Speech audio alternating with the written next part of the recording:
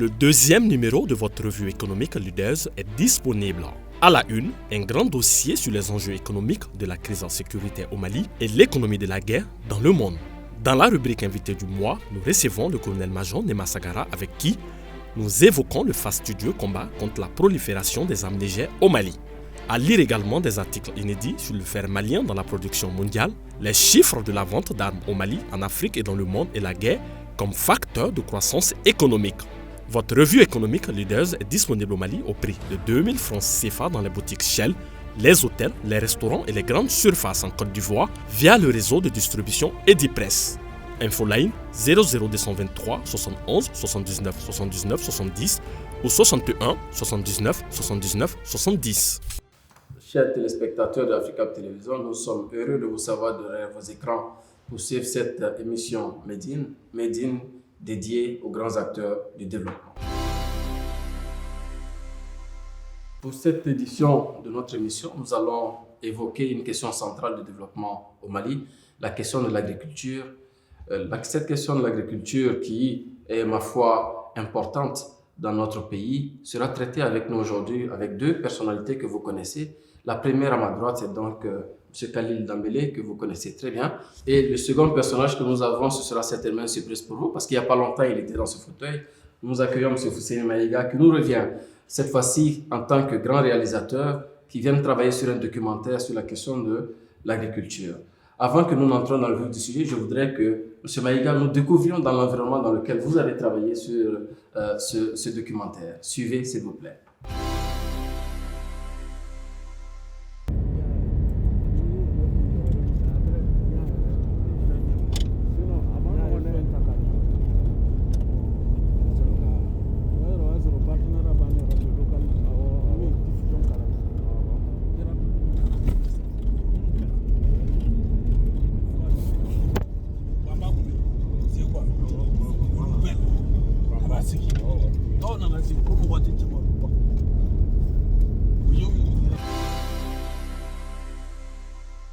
Chers téléspectateurs, nous revenons donc sur ce plateau et sans perdre de temps, je vais demander à M. Maïga quelles sont les conditions dans lesquelles ils ont pu réaliser ce documentaire quand nous voyons ces images. Alors, c'est la quintessence de notre travail. À voir Moulay en train de dormir, on aurait l'impression que c'est quelqu'un de paresseux. Je précise que Moulay est donc le cadreur avec lequel vous avez travaillé. Alors que non. Nous étions dans le coffre d'un véhicule, vous l'avez certainement remarqué. Nous avons parcouru 600 km dans cette situation parce que notre véhicule avait une crevaison et on était obligé de continuer le parcours dans ces conditions. Et le Moulay que nous apercevons à l'image, c'est 3 jours non-stop de boulot, de nuit et de jour. Et entre 2 étapes, il en profite pour se reposer. Pourquoi c'est important de voir de telles images? Parce que quand les gens voient le produit final, on a l'impression que c'est tout donné. Alors que derrière, ce sont des efforts qui sont fournis. Je voudrais profiter de cet événement pour rendre un hommage à tous ces gars qui travaillent avec nous, qui se sacrifient et qui renoncent à beaucoup de choses pour qu'on puisse avoir des éléments de qualité. C'est un peu ça, la partie cachée de notre boulot que nous essayons de faire découvrir aujourd'hui à nos téléspectateurs. Un métier qui est tout à fait honorable parce qu'il a pour vocation de faire découvrir des beautés du Mali. Absolument. Nous reviendrons donc sur ce documentaire. Mais je vais, en voyant ces images, parce que vous êtes vraiment dans le Mali profond, soulever une question tout de suite avec M. Dambélé. Khalil Dambélé, je veux savoir, quelle est donc la quintessence en réalité de notre économie aujourd'hui au Mali? Lorsque nous regardons un peu la répartition sectorielle de la croissance économique, laquelle croissance économique est censée justement nous représenter un peu l'économie dans sa globalité, on va se rendre compte que 3 secteurs ressortent de façon justement, on va dire, classifiée. Vous avez d'abord le secteur primaire, le secteur secondaire et le secteur tertiaire. Le primaire, c'est là où nous retrouvons l'agriculture, l'élevage et la pêche. Aujourd'hui, quand on regarde cette répartition entre les secteurs de la croissance économique, force est de reconnaître que c'est l'agriculture qui vient en première position avec les autres éléments pêche et élevage, notamment c'est en moyenne sur les 10 dernières années de 38%. Donc oui, nous avons une économie qui, sur le fond, est basée sur l'agriculture. Et même en termes d'emploi, quand on va un peu dans le Mali profond, on peut constater que le milieu rural, les jeunes qui sont là-bas à 80% sont occupés justement par ce qu'on appelle l'agriculture. Donc c'est une économie qui est fondée sur ce qu'on appelle le secteur primaire. La question qui vaut plusieurs milliards de francs CFA, c'est de savoir qu'est-ce que justement ça nous apporte justement d'asseoir l'économie sur le secteur agricole. Mais cette question, on va la poser immédiatement à M. Maïga qui a travaillé sur cette question-là. Moi, la question que je vais poser, est-ce qu'on a vraiment un potentiel naturel déjà, une prédisposition naturelle pour avoir une agriculture forte qui puisse porter notre économie? Absolument. Aujourd'hui, quand on prend la question agricole au Mali, le premier défi, c'est la maîtrise de l'eau. Une fois que nous maîtrisons l'eau, une fois que nous développons de nouvelles méthodes de culture, il va sans dire que le potentiel pourra se mettre en valeur. Le plus important ici, et je pense que c'était la quintessence de notre reportage, qui portait sur l'irrigation de proximité. Vous savez qu'on a l'habitude de dire que nos autorités, notre pays manque de vision. Et aujourd'hui, le Mali s'est doté d'un programme national d'irrigation de proximité qui ambitionne sur les 10 prochaines années 120 000 hectares de terres cultivables à aménager. Aujourd'hui, quand on prend l'exemple de Sikasso que nous avons sillonné, c'était 12 villages qui ont été qui ont soit bénéficié d'une réhabilitation de micro-barrages ou qui ont été dotés de pistes rurales, de magasins de stockage, où les populations ont été formées sur de nouvelles cultures en termes d'exploitation. Aujourd'hui, ces villages que nous avons sillonnés, nous avons constaté nettement une amélioration du cadre de vie des populations. Une amélioration qui s'exprime par deux aspects fondamentaux. Le premier aspect aujourd'hui, c'est que vous savez, au Mali, nous étions assujettis à une culture saisonnière. Pendant la période hivernale, quand on termine, il n'y avait plus rien à faire.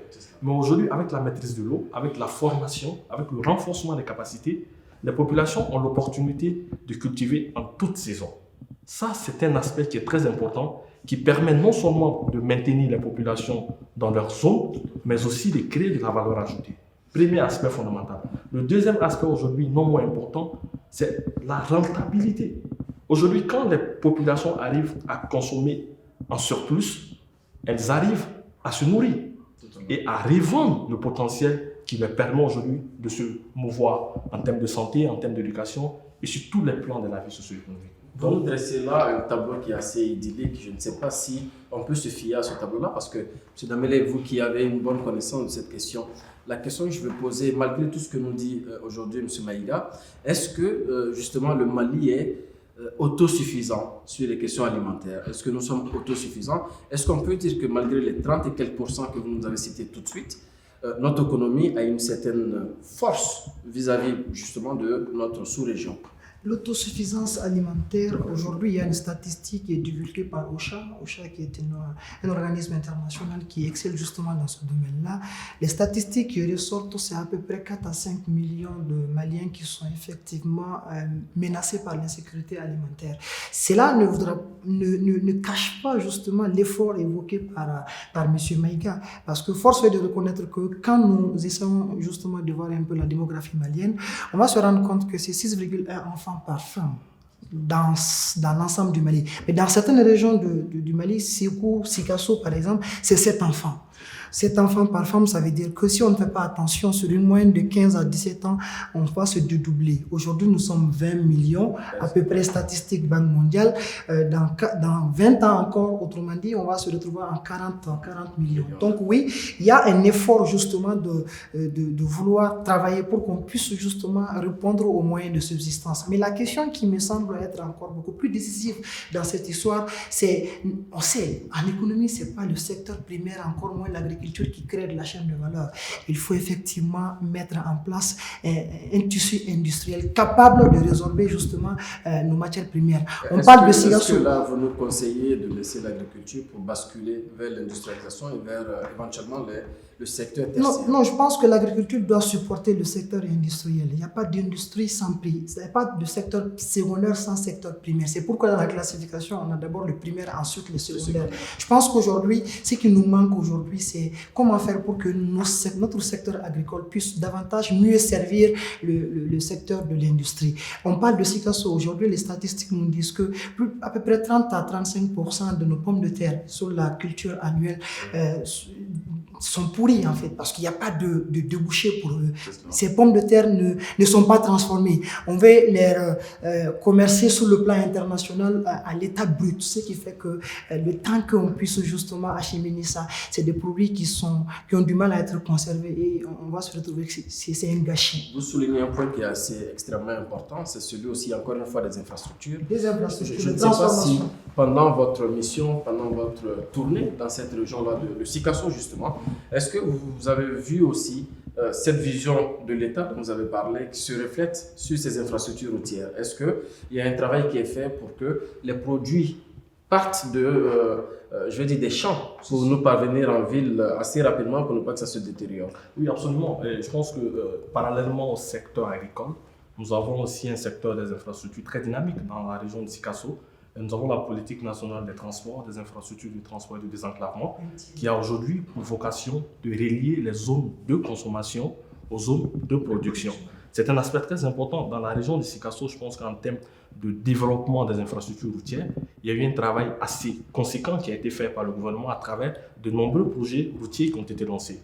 Non seulement à l'intérieur de la région, mais vis-à-vis aussi des pays voisins comme la Côte d'Ivoire, avec la route Santiago-Colondieba frontière Côte d'Ivoire, qui va nous permettre de relier le port de San Pedro et d'autres exemples qui sont là. Mais le plus important aujourd'hui, et c'est là que je voudrais rejoindre Khalid, c'est qu'il faut aller au-delà de ces aspects, en créant une certaine mobilité entre les différentes régions, entre les différentes villes, entre les différents villages.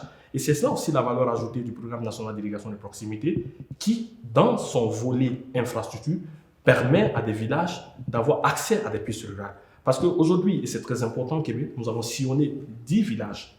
C'est très important.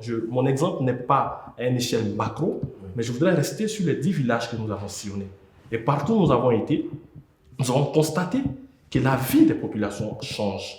L'autosuffisance alimentaire que nous soulevons ici est une évidence dans ces localités. Et surtout pour une zone comme Sikasso qui est connue pour malheureusement souffrir en fait, de cette question d'autosuffisance alimentaire. Absolument. Maintenant, la réalité aujourd'hui, c'est qu'il faut aller au-delà. Quand on prend Sikasso pour rester dans Sikasso, nous avons aujourd'hui un potentiel de terre aménageable de 300 000 hectares. Sur les 300 000 hectares, il n'y a aujourd'hui que moins de 17% qui sont aménagés. Qu'est-ce que vous voulez dire? Que si nous réussissons les 100% d'aménagement, les 40 millions de Maliens à l'échelle 2040 seront nourris? C'est une évidence, Kébé. Je vais profiter de cette évidence pour inviter donc nos téléspectateurs à suivre un bout de ce documentaire sur lequel vous avez travaillé. Chers téléspectateurs, merci de suivre ce reportage qui est en réalité un condensé de ce que M. Maïga a pu voir dans ces 10 villages. Le Mali s'est doté en 2014 d'un programme national d'irrigation de proximité PNEBA. Ce programme a pour objectifs principaux l'aménagement de 126 000 hectares et l'amélioration du cadre de vie de 3 millions de Maliens. Le programme national d'irrigation de proximité fait suite effectivement à une pression des populations rurales face au besoin de pouvoir sécuriser la production agricole et au regard des effets du changement climatique. Alors donc, qui a rendu les productions agricoles très vulnérables. En développant le concept d'irrigation de proximité, l'État du Mali corrige des inégalités sociales et valorise le fort potentiel d'aménagement hydro-agricole dont dispose le Mali. Toutes les réalisations que vous avez vues sont faites sur des petits cours d'eau, sur des ravins, sur des bas-fonds, sur des plaines. C'est un projet de solidarité. On a pensé par le passé que les aménagements d'irrigation ne se faisaient que le long des grands fleuves. Alors ce projet montre effectivement qu'on peut le faire partout. À Dialakoron, le micro-barrage a été réhabilité. La vie de la population locale a changé depuis lors. Toutes les femmes du village cultivent dorénavant. Les jeunes disposent de plus de 40 hectares pour l'exploitation de bananes. mais on ga dugu den ka amancha de amancha on ba do laban de tola laban e mina de o de du kolos barai. Dans la commune rurale de Kadjolo, dans le cercle de Sikasso, un village a pris une longueur d'avance en termes de développement. Ce village a pour nom Lofigué. Dans ce village, l'autosuffisance alimentaire est plus qu'une évidence depuis la mise en valeur de son vaste potentiel agricole. En effet, les aménagements ici portent sur un ouvrage régulateur aménagé sur le Marigot. Pendant la crue, des bateaux sont installés sur cet ouvrage qui dérive l'eau vers la prise principale via un canal naturel de 700 mètres. À partir de cette prise sont alimentées les différentes plaines.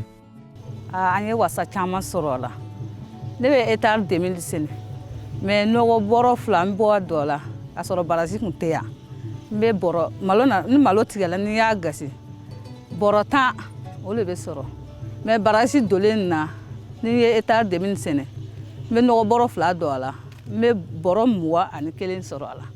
À ce jour, 3000 demandes d'aménagement hydro-agricole et 800 demandes connexes en pistes rurales, magasins et aires d'abattage sont enregistrées et attendent d'être prises en compte.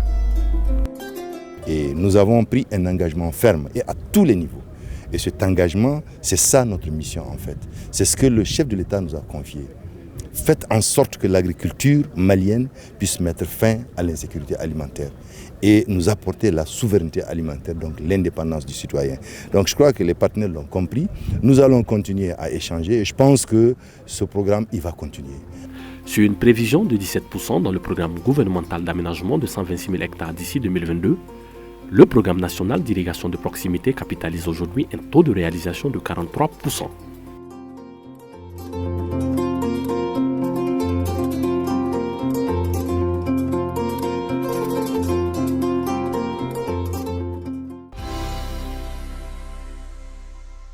Nous sommes de retour sur ce plateau. Nous revenons pour ceux qui nous ont pas suivis de Sikasso.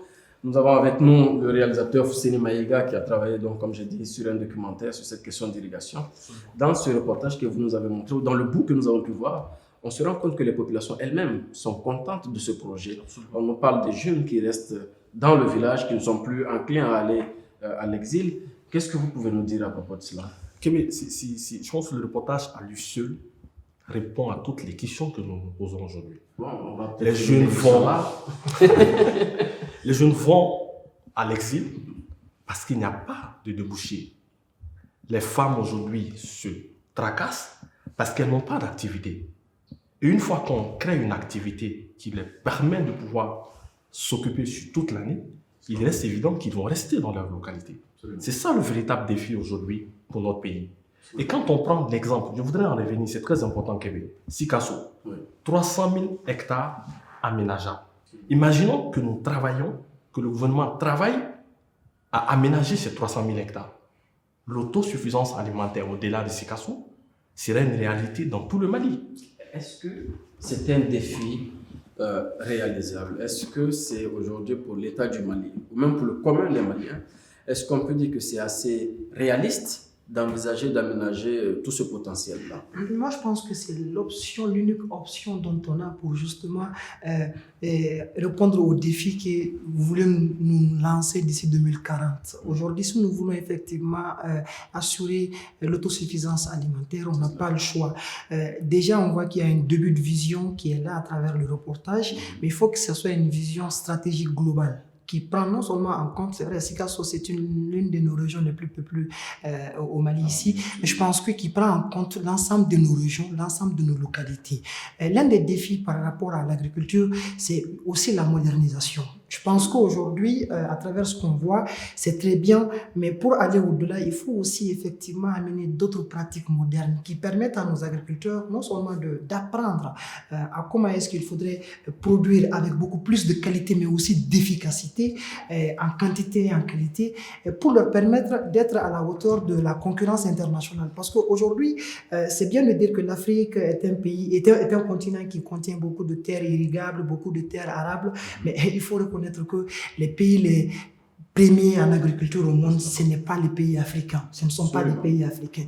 Les États-Unis d'Amérique viennent, la Chine vient, la France vient. Donc on se pose là. C'est des pays qui n'ont pas une grande population d'agriculteurs. Donc je me dis que c'est au niveau de l'aspect modernisation surtout qui leur permettent d'être dans cette position-là. Donc est-ce qu'il faut moderniser en ayant l'agriculteur d'aujourd'hui? Est-ce qu'il faut créer tout simplement un nouvel type d'agriculture? Est-ce qu'on doit pousser la jeunesse malienne à aller vers l'agriculture, mais avec de nouvelles façons de faire? Les deux. Je pense que ceux qui sont aujourd'hui dans le secteur, qui même n'ont pas fait d'études supérieures longues, ils peuvent effectivement apprendre certaines pratiques modernes. Mais aussi et surtout, il faudrait même dans nos systèmes d'éducation penser à un modèle dans ce sens-là qui permette à nos jeunes d'être orientés vers ce truc-là. Aujourd'hui, regardez, nous avons une superficie de 1 241 238 km². L'une des superficies les plus, on va dire, grandes de l'Afrique de l'Ouest. Mais pourtant, on reste à la marge de nos terres cultivables. On voit qu'on a des espaces qui sont énormes, mais on n'arrive pas à les cultiver. Donc, je me dis qu'en termes de vision stratégique, d'éducation surtout, il faudrait être capable de permettre à nos jeunes étudiants d'apprendre comment est-ce qu'on peut effectivement faire de l'agriculture, mais avec des pratiques modernes. Ça va nous amener à une question qui peut être intéressante aussi. C'est-à-dire que les jeunes, dans le reportage, on a vu que les femmes aussi se mettent sous le format d'un regroupement, d'une coopérative pour faire ce travail-là. Mais cette modernisation, elle viendra de qui? Est-ce qu'il faut attendre que ce soit l'État?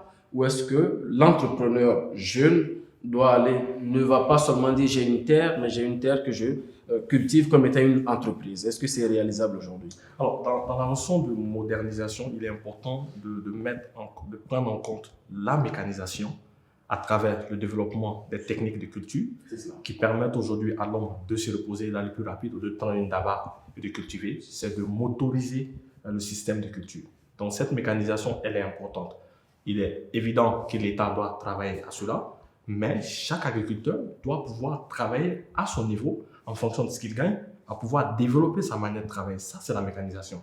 Et il reste évident que l'industrialisation, qui est la deuxième étape de cette modernisation, va reposer sur une vision globale et des actions volontaristes de l'État. Je pense qu'au Mali, il y a eu des choses qui ont été faites, mais nous avons manqué de suivi, nous avons manqué de planification. Et il reste évident, et tu l'as dit, Kébé, oui, les jeunes doivent aller vers cette nouvelle manière de cultiver. Aujourd'hui, c'est ça la valeur ajoutée du programme national d'irrigation de proximité. Je ne suis pas en train de faire de la publicité, mais je rends ici un constat qui me paraît très important. Aujourd'hui, ce programme national d'irrigation de proximité repose sur quelques principes. Premier principe, c'est la maîtrise de l'eau. Aujourd'hui, le véritable défi, Khalid a parlé de plus d'1 million de kilomètres carrés, mais sur les 1 million de kilomètres carrés, combien de parties est accessible à l'eau? L'agriculture repose essentiellement sur l'eau. L'irrigation de proximité travaille essentiellement sur la maîtrise de l'eau. Quand l'eau est maîtrisée, vous avez dans plusieurs villages où nous avons été, les barrages existaient, les micro-barrages existaient. Mais dès qu'il y a une panne, le barrage meurt. Parce que justement, les populations n'ont pas été formées. Aujourd'hui, dans ce programme national d'irrigation de proximité, les populations sont formées à la maintenance du barrage. Une fois formées à la maintenance, des coopératives sont mises en place qui permettent aujourd'hui à ces communautés locales de s'auto-gérer. C'est un aspect qui est très important. L'autre volet aujourd'hui, c'est la formation au Québec. Aujourd'hui, la culture de la pomme de terre, elle est récente à Sekasso. On est d'accord. Alors, qu'est-ce qui a permis aujourd'hui de mettre en valeur cette culture? C'est des études. Et là encore, je fais un coucou à nos chercheurs, à nos universitaires qui doivent travailler à développer de nouvelles méthodes de travail. Et aujourd'hui, à Sekasso, quand on cultive le riz pendant la période hivernale, la pomme de terre, justement, est cultivée en contre-saison. Cela crée de la valeur ajoutée et cela permet aux populations d'être en activité. Un autre aspect qui est très important, vous savez, dans nos villages, dans nos communautés locales, il y a toujours de la production. Mais c'est la conservation de cette production qui pose un problème. Aujourd'hui, à travers le programme national d'irrigation de proximité, il y a des hangars qui sont construits au bénéfice des populations. Qui pourront les utiliser, conserver et améliorer. Une fois que le produit est conservé, je termine, Kébé, c'est les pistes rurales aujourd'hui qui permettent de pouvoir faire sortir ces produits et pouvoir les vendre. Donc, c'est une dimension intégrée et c'est ce qui fait la valeur ajoutée de ce programme qui mérite aujourd'hui d'être porté. Et je vais faire peut-être un coup de gueule, mais il est financé essentiellement par les partenaires techniques et financiers. Je pense qu'à ce stade, l'État doit dégager un maximum de budget pour pouvoir prendre en compte ce programme.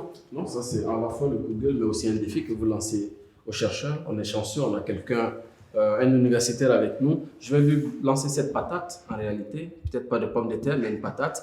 C'est quoi? Est-ce qu'aujourd'hui, le monde de la recherche s'intéresse à l'agriculture au Mali? Aujourd'hui, je pense que c'est un défi qui fait que je ne sais pas s'ils s'intéressent. La question, c'est de savoir, en s'intéressant, qu'est-ce qu'ils produisent. En termes de production intellectuelle, qu'est-ce qu'on peut constater dans la pratique? Vous avez ce problème-là chez nos chercheurs maliens, globalement, ceux qui, à partir de la thèse, le jour de leur soutenance, ils arrêtent complètement la recherche. Et la tragédie, c'est que nous avons un département dédié justement à la recherche scientifique au niveau de nos ministères qui n'effectue pas de suivi. Donc, ce qui fait que quelque part, on voit que même s'ils s'intéressent au final, il n'y a pas de résultats concrets qui justement permettent aux uns et aux autres d'aller de l'avant, d'impacter sur ce secteur-là. Mais aussi et surtout, il a parlé de quelque chose, M. Maïga, qui me semble être d'une importance assez richissime, c'est qu'en économie, on évolue en circuit. Le primaire, le secondaire, mais aussi le tertiaire. Dans le tertiaire, vous avez le transport. Il a parlé de pistes de relais, de pistes de sortie, d'infrastructures routières. Je me dis qu'aujourd'hui, il faut une vision qui prend en compte tous ces aspects. Une vision qui permet au secteur agricole d'être beaucoup plus modernisé. Une vision qui permet au secteur industriel d'être reposé sur le secteur agricole modernisé, qui est performé. Mais aussi et surtout, une vision qui permet, une fois qu'on a l'agriculture modernisée, l'industrie qui a transformé la matière première en produit justement fini, on connaît des routes, on connaît des voies de sortie qui permettent d'acheminer ces produits finis d'un endroit à un autre. C'est en cela qu'on peut parler en macroéconomie de la transformation structurelle de l'économie dans sa globalité. Khalid, je vais profiter de cela pour interroger notre réalisateur maison. Peut-être que ce sera la dernière question.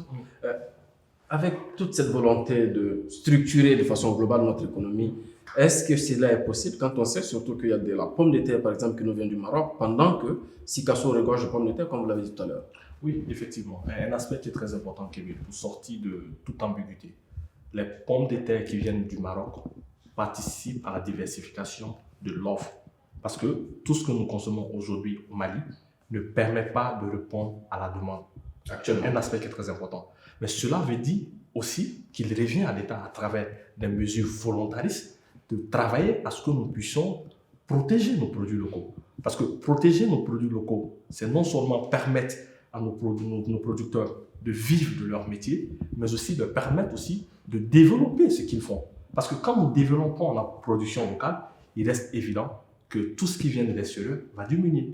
Donc oui, il faut des mesures protectionnistes. Oui, en un mot, finalement, Khalil, est-ce que ce patriotisme économique ne nous renferme pas un tout petit peu dans notre volonté d'intégration sous-régionale? Quel type de mesures nous pouvons aujourd'hui prendre en un mot? Moi, je pense que l'un n'exclut pas l'autre. Le patriotisme, on va dire économique et l'ouverture commerciale, ça a été évoqué par M. Maïga, ça permettra justement de diversifier notre offre, mais aussi de permettre à nos consommateurs d'avoir accès à un certain nombre de choix. Mais je pense qu'on peut le faire aujourd'hui. On voit que sur la scène internationale, les grandes économies ne se ferment pas éternellement. La fermeture est une mesure, on va dire, conjoncturelle qui vise le court terme.